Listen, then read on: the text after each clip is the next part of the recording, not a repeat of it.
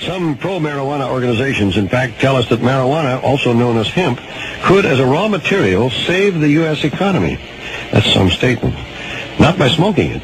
That's a minor issue. Would you believe that marijuana could replace most oil and energy needs? That marijuana could revolutionize the textile industry and stop foreign imports? Those are the claims. Some people think marijuana, or hemp, may be the epitome of Yankee ingenuity. Mr. Jack Harrer, for example, is the national director and founder of an organization called HEMP. It's an acronym for Help End Marijuana Prohibition, located in Van Nuys, California. Mr. Harrer is the author of a remarkable little book called The Emperor Wears No Clothes, wherein, not surprisingly, Mr. Harrer urges the repeal of marijuana prohibition. Mr. Harrer is not alone. Throughout the war on drugs, several organizations have consistently urged the legalization of marijuana. High Times Magazine, for example, the National Organization to Reform Marijuana Laws, or NORML for short, and an organization called BAC, the Business Alliance for Commerce in Hemp. But the reasons the pro-marijuana lobby want marijuana legal has little to do with getting high, and a great deal to do with fighting oil giants like Saddam Hussein, Exxon, and Iran. The pro-marijuana groups claim that hemp is such a versatile raw material that its products not only compete with petroleum, but with coal, natural gas, nuclear energy, pharmaceutical, timber, and textile companies. It is estimated that methane and methanol production alone from hemp grown as biomass could replace 90% of the world's energy needs. If they are right, this is not good news for oil interests and could account for the continuation of marijuana prohibition. The claim is that the threat hemp posed to natural resource companies back in the 30s accounts for its original ban. At one time, marijuana seemed to have a promising future as a cornerstone of industry. When Rudolf Diesel produced his famous engine in 1896, he assumed that the diesel engine would be powered by a variety of fuels, especially vegetable and seed oils. Rudolf Diesel, like most engineers then, believed vegetable fuels were superior to petroleum. Hemp is the most efficient vegetable. In the 1930s, the Ford Motor Company also saw a future in biomass fuels. Ford operated a successful biomass conversion plant that included hemp at their Iron Mountain facility in Michigan.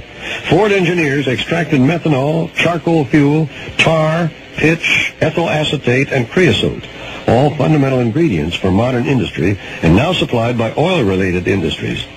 The difference is that the vegetable source is renewable, cheap, and clean, and the petroleum or coal sources are limited, expensive, and dirty. By volume, 30% of the hemp seed contains oil suitable for high-grade diesel fuel, as well as aircraft engine and precision machine oil. Henry Ford's experiments with methanol promised cheap, readily renewable fuel. And if you think methanol means compromise, you should know that many modern race cars run on methanol. About the time Ford was making biomass methanol, a mechanical device to strip the outer fibers of the hemp plant appeared on the market. These machines could turn hemp into paper and fabrics quickly and cheaply. Hemp paper is superior to wood paper. The first two drafts of the U.S. Constitution were written on hemp paper. The final draft is on animal skin. Hemp paper contains no dioxin or other toxic residue, and a single acre of hemp can produce the same amount of paper as 4 acres of trees. The trees take 20 years to harvest, and hemp takes a single season.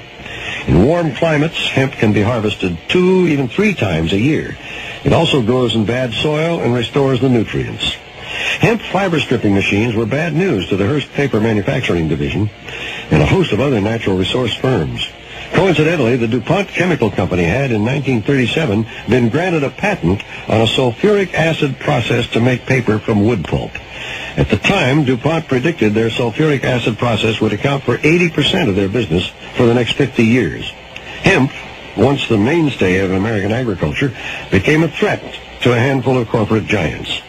To stifle the commercial threat that hemp posed to timber interests, William Randolph Hearst began referring to hemp in his newspapers by its Spanish name, marijuana. This did 2 things. It associated the plant with Mexicans and played on racist fears, and it misled the public into thinking that marijuana and hemp were different plants. Nobody was afraid of hemp. It had been cultivated and processed into usable goods and consumed as medicine and burned in oil lamps for hundreds of years. But after a campaign to discredit hemp in the Hearst newspapers, Americans became afraid of something called marijuana. By 1937, the Marijuana Tax Act was passed, which marked the beginning of the end of the hemp industry. In 1938, Popular Mechanics ran an article about marijuana called New Billion-Dollar Crop. It was the first time the words billion-dollar were used to describe a U.S. agricultural product. Popular Mechanics said, and I'm quoting, "A machine has been invented which solves a problem more than 6,000 years old. The machine is designed to remove the fiber-bearing cortex from the rest of the stalk, making hemp fiber available for use without a prohibitive amount of human labor. Hemp is the standard fiber of the world. It has great tensile strength and durability. It is used to produce more than 5,000 textile products, ranging from rope to fine laces. And the woody herds remaining after the fiber has been removed contain more than 77% cellulose and can be used to produce more than 25,000 products, ranging from dynamite to cellophane." End of quote. Well, since the Popular Mechanics article appeared over half a century ago, many more applications have come to light.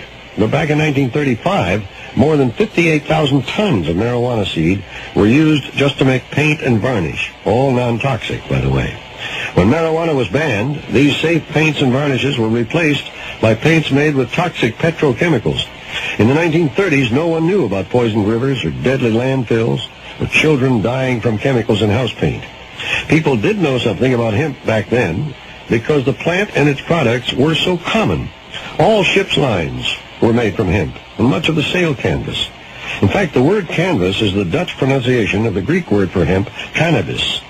All ropes, hawsers, and lines aboard ship, all rigging, nets, flags, and pennants were also made from marijuana stalks, and so were all charts, logs, and Bibles.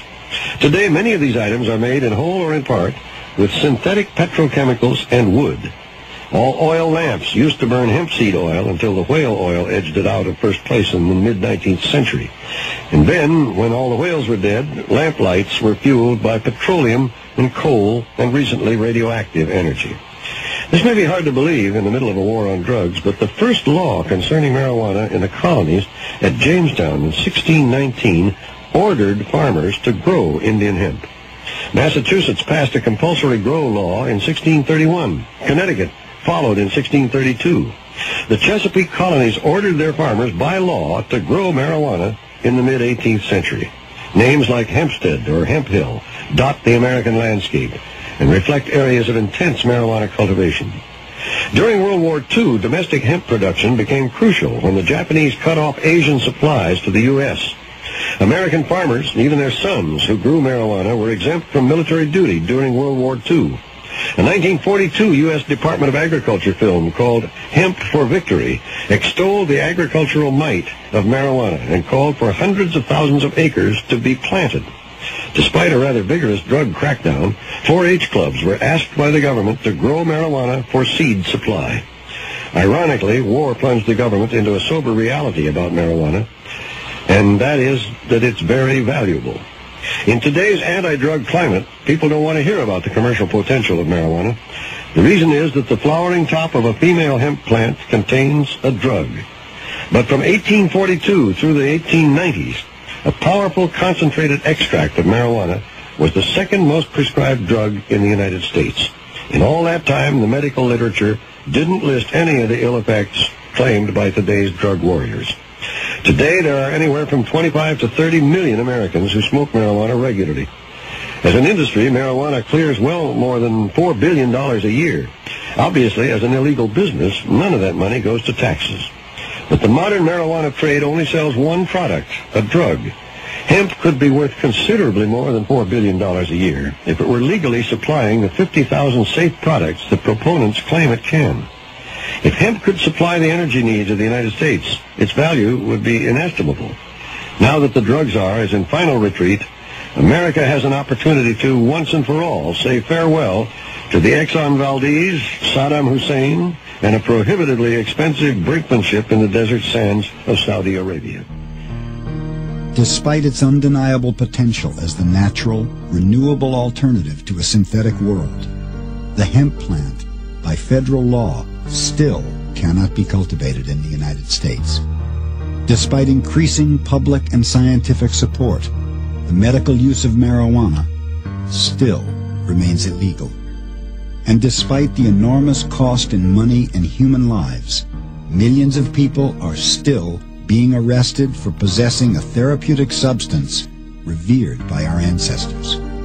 This is the reality of America's war on a plant. A war born of commerce and greed. An endless war. And so, the fight goes on.